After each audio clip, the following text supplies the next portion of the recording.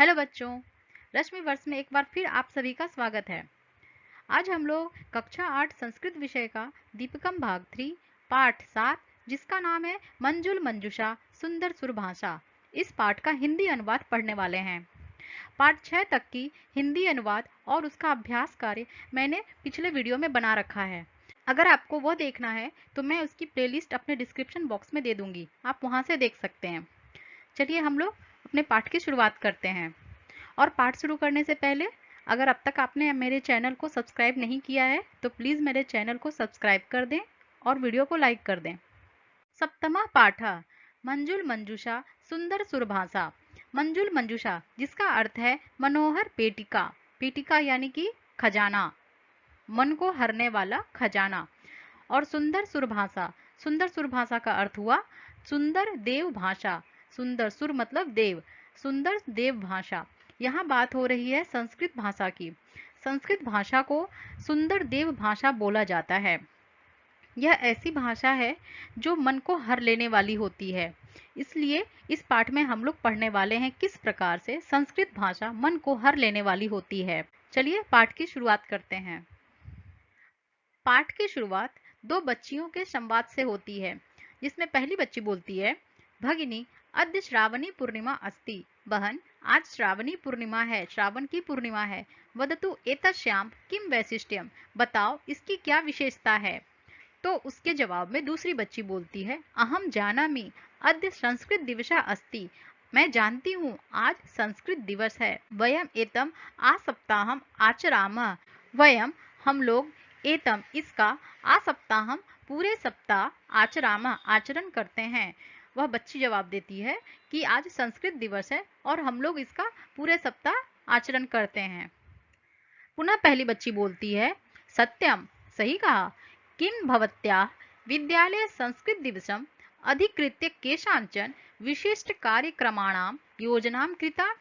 सत्यम, सही है, किम क्या, भवत्याः आपके, विद्यालय विद्यालय में, संस्कृत दिवसम संस्कृत दिवस को, अधिकृत्य आधार बनाकर, केषांचन कोई, विशिष्ट कार्यक्रमाणाम विशिष्ट कार्यक्रम, योजना कृता योजना किया गया है। वह पूछ रही है कि इस संस्कृत दिवस के अवसर पर क्या आपके स्कूल में कोई विशिष्ट कार्यक्रम की योजना हुई है या नहीं। फिर जवाब में दूसरी बच्ची बोलती है, आम ओमिते, हाँ ओमिते। ओमिते यहाँ पहली बच्ची का नाम है। इस प्रकार वह बोलती है, आम ओमिते, हाँ ओमिते, मम विद्यालये अनेकेषां कार्यक्रमाणां योजना रचिता, मेरे विद्यालय में अनेकेषां अनेकों कार्यक्रमाणां कार्यक्रम की योजना रचिता योजना बनाई गई है। मेरे विद्यालय में बहुत सारे कार्यक्रमों की योजना बनाई गई है इस संस्कृत दिवस के अवसर पर। इसके जवाब में पहली बच्ची जो ओमिता है उसने बोला, अहो एवं, अरे ऐसा, किम तत्र, क्या वहां, भवती आप, भागम ग्रहिष्यति, भाग ग्रहण कर रही होंगी, अर्थात अरे ऐसा, क्या आप उसमें पार्टिसिपेट कर रही हैं, क्या आप उसमें भाग ले रही हैं। फिर जवाब में उस बच्ची ने उत्तर दिया, आम ओमिते, हाँ ओमिते, अहम तू, मैं तो, गीत गायन प्रतियोगितायाम गीत गायन प्रतियोगिता में, भागम ग्रहिष्यामि भाग ग्रहण करूंगी, मैं वहाँ गीत गायन प्रतियोगिता में पार्टिसिपेट करूंगी, प्रतियोगिता में भाग लूंगी। ओमिता ने फिर से बोला, भगिनी, बहन, अहम अपि आगंतुम इच्छामि, अहम अपि मैं भी, आगंतुम आने की, इच्छामि इच्छा करती हूँ, मैं भी आने की इच्छा रखती हूँ, यानी मैं भी आना चाहती हूँ।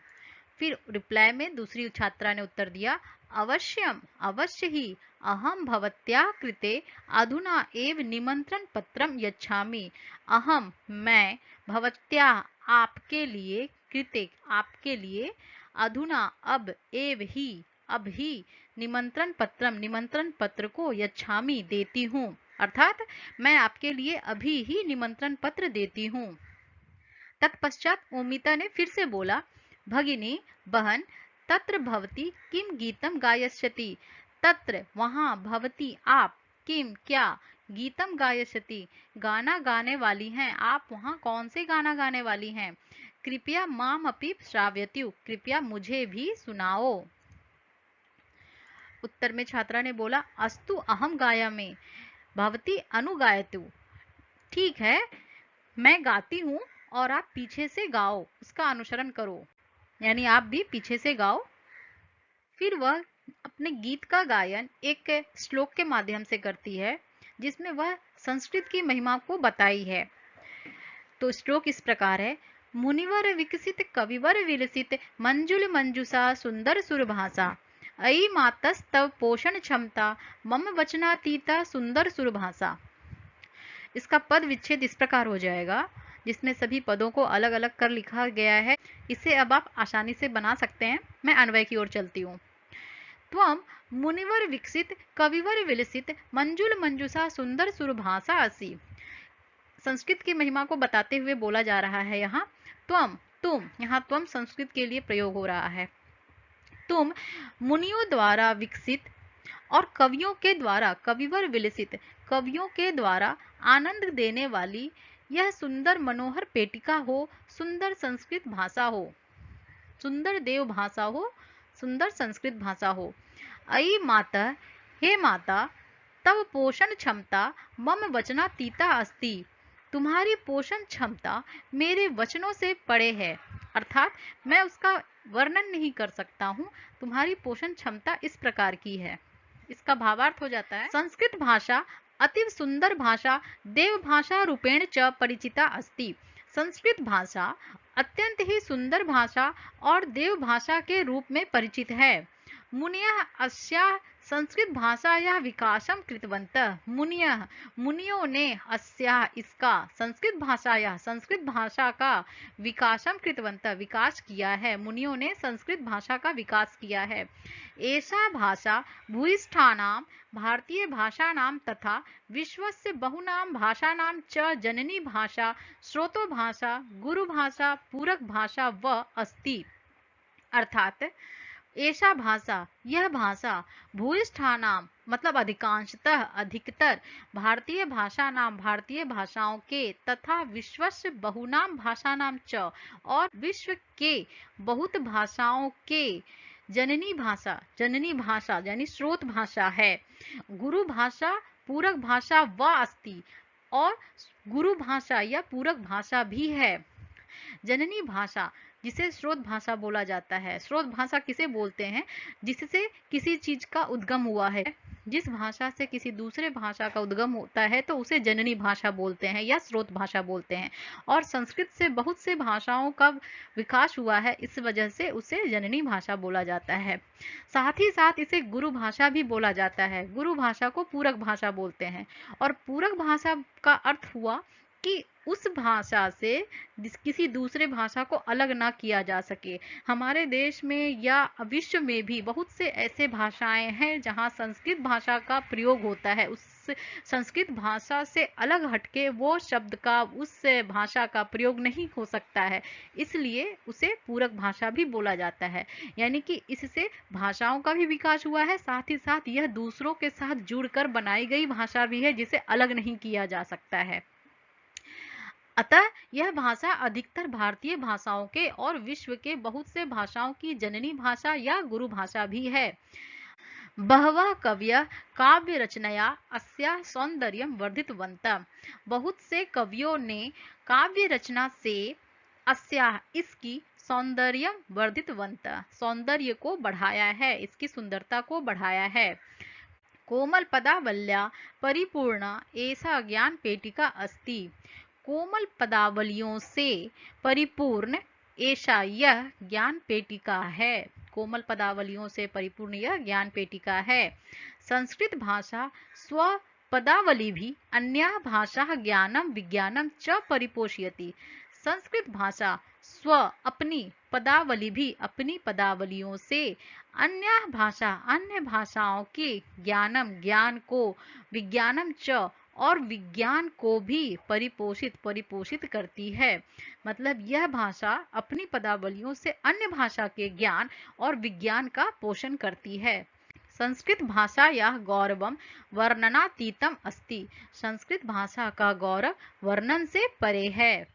तत्पश्चात वह दूसरे श्लोक का गायन करते हुए बोलती है, वेद व्यास वाल्मीकि मुनिनाम कालिदास बाणादिक वीनाम पौराणिक सामान्य जनानां जीवनस्य आशा सुंदर सुरभाषा। इसका पद विच्छेद हो जाएगा, आप देख सकते हैं। अन्वय में बताती हूँ। त्वम, तुम, यानी संस्कृत की बात हो रही है। वेद व्यास वाल्मीकि मुनिनाम कालिदास बाणादिक वीनाम पौराणिक सामान्य जनानाम जीवनस्य आशा असि। उसने बोला कि तुम यानी संस्कृत वेद व्यास वाल्मीकि मुनियों की, कालिदास बाण आदि कवियों की, पौराणिक और सामान्य लोगों की जीवन की आशा हो। त्वम सुंदर सुरभाषा असि, तुम सुंदर देव भाषा हो। इसका भावार्थ देखते हैं फिर। भावार्थ है, संस्कृत भाषा अति रमणीय भाषा अस्ति। संस्कृत भाषा अत्यंत ही रमणीय भाषा है। वाल्मीकि वेद व्यास इत्यादय मुनिया रामायण महाभारत पुराणादीन ग्रंथान रचितवन्तः। वाल्मीकि वेद व्यास इत्यादि मुनियों ने रामायण महाभारत पुराण आदि ग्रंथान रचितवन्तः, ग्रंथों की रचना की। किन्होंने? वाल्मीकि वेद व्यास आदि मुनियों ने रामायण महाभारत पुराण आदि ग्रंथों की रचना की। कालिदास बाणभट्ट प्रभृतयः विशिष्टा कवया अपि उपदेयानि काव्यानि रचितवन्तः। कालिदास बाणभट्ट इत्यादि, प्रभृतयः मतलब इत्यादि, विशिष्टा कवया विशिष्ट कवियों ने, अपि भी, उपदेयानि उपयोगी, काव्यानि काव्यों की, रचितवन्तः रचना की। अर्थात कालिदास बाणभट्ट आदि विशिष्ट कवियों ने भी उपयोगी काव्यों की रचना की। प्राचीन कालाद आरभ्य इदानीं यावत् सामान्य जनानां जीवनं संस्कृत भाषया रचिते काव्यः प्रभावितम् अस्ति। प्राचीन कालाद आरभ्य, प्राचीन काल के आरंभ से ही, इदानीं यावत् अब तक, इस समय तक, सामान्य जनानाम जीवनम, सामान्य लोगों के जीवन को संस्कृत भाषा, संस्कृत भाषा में रचे गए काव्य, काव्यों से प्रभावितम अस्ति, प्रभावित है। अर्थात प्राचीन काल के आरंभ से इस समय तक सामान्य लोगों का जीवन संस्कृत भाषा में रचे हुए काव्यों से प्रभावित है, जिसका कि उदाहरण हम रामायण महाभारत आदि से देख सकते हैं। संस्कृत भाषा बहुनाम लक्ष्याणाम प्रापिका अस्ति। संस्कृत भाषा बहुनाम बहुत से, लक्ष्याणाम लक्ष्यों को, प्रापिका अस्ति प्राप्त कराने वाली है। बहुत, संस्कृत भाषा बहुत से लक्ष्यों को प्राप्त कराने वाली है। अतः संस्कृत भाषा सुंदर सुरभाषा अस्ति, इसलिए संस्कृत भाषा सुंदर सुरभाषा है। फिर आगे बढ़ते हुए तीसरा श्लोक वह इस प्रकार गाती है। श्रुति सुख निनदे सकल प्रमोदे स्मृति हित वरदे सरस विनोदे गतिमति प्रेरक काव्य विशारदे तव संस्कृति रेशा सुंदर सुरभाषा। इसका पद विच्छेद इस प्रकार हो जाएगा, आप देख लेंगे, बहुत आसानी से समझ में भी आ जाएगा। अन्वय करते हैं हम लोग। हे श्रुति सुख निनदे, हे कानों को सुख देने वाली, हे कानों को सुख ध्वनि देने वाली, सकल प्रमोदे सभी को आनंद देने वाली, स्मृति हित वरदे स्मृति के हित में वरदान देने वाली, सरस विनोदे मधुर और विनोद करने वाली, गतिमति प्रेरक काव्य विशारदे गति और बुद्धि की प्रेरक और काव्यों में पारंगत, तब ऐसा संस्कृति तुम्हारी ऐसी संस्कृति अस्ति है। त्वम सुंदर सुरभाषा असि, तुम सुंदर सुरभाषा हो, तुम सुंदर देव भाषा हो। जिसका भावार्थ इस प्रकार है।